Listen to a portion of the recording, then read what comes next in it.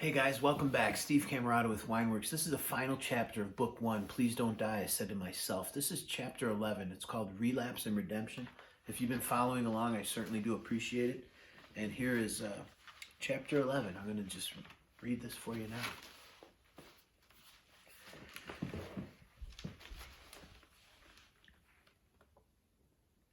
With my parents safely back in Buffalo, I made it about 2 or 3 weeks until I relapsed. And this relapse almost killed me. Somehow I survived it and kept the experience a complete secret to everyone I knew, including my parents. Like a robot, I said yes to an offer to purchase 2 small packets of heroin from a local dealer that I was unfortunate enough to bump into at a gas station shortly after I had just cashed my paycheck. It happened almost automatically before I even knew what I was doing. As soon as cash met the dealer's hand and the packages were safely in my palm, I began to get the butterflies in my stomach. My mouth started to sweat. It was the craving for that special feeling that I'd been chasing since my childhood, back in the Outwater Park days when the older kids taught us younger kids how to get high without actually taking drugs, but by making us do the deep breaths and pass out. I wanted that feeling again, and heroin was always an enjoyable way to get it.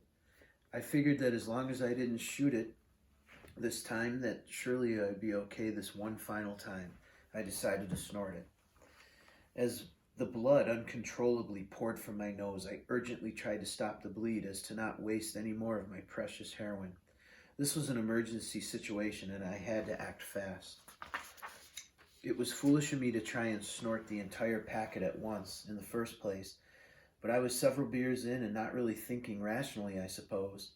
Luckily for me, this fiasco was happening at a time well before fentanyl-laced heroin had arrived on the scene, or I'm certain the result, as in many cases, would have been immediate death.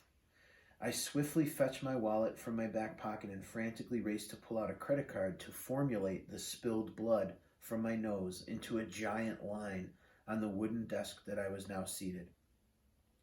I didn't even bother to waste the quickly evaporating seconds and roll up a dollar bill. I covered one nostril, let out a deep breath, and excited anticipation for the moment that followed.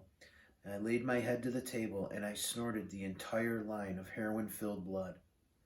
That feeling, that wonderful feeling, was immediate. It was like a slow ride down the river, floating and drifting and feeling super relaxed and peaceful. The seconds turned quickly into minutes, and before I knew what was happening, that familiar feeling was escalating into a different feeling. This new sensation was something beyond my control. I felt like I was slipping away from life. The room around me was spinning, and gradually the lighting appeared to get darker and darker. Was I having a heroin overdose? Please don't die. Please don't die, I thought to myself as I fought back the rising panic in my brain.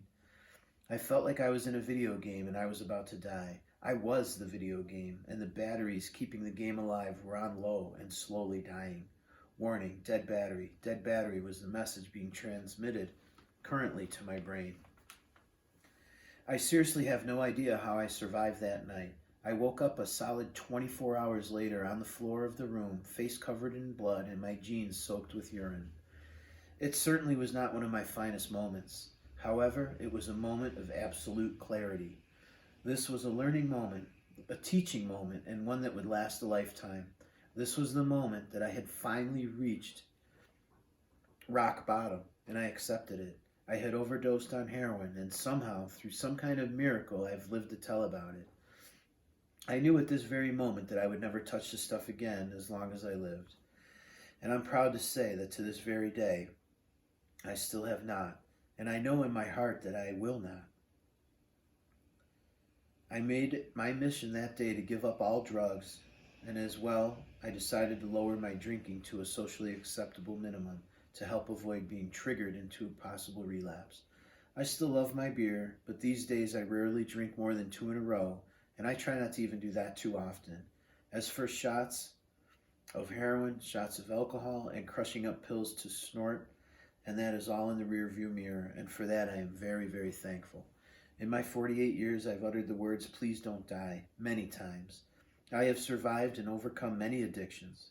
Addictions to drugs and alcohol, addiction to steroids, addiction to sex and pornography, addiction to toxic ex-girlfriends, addiction to drama, addiction to negativity, addiction to driving fast and recklessly.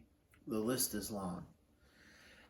If I can win this battle, anyone can. You just have to believe in yourself and try not to die along the way. Sadly, many of my close friends that you will be reading about in the chapters to follow were not as lucky as me. Some died from drugs, some from alcohol, and several from car and motorcycle accidents, some from cancer and heart disease, some from suicide. I've been blessed in my life to have many wonderful acquaintances and many lifelong friends. As the years go by, it's sad to see some of them pass on, but their memories live on, and rather than focus on their death, I prefer to focus on their life in the stories that will follow. Please enjoy. So,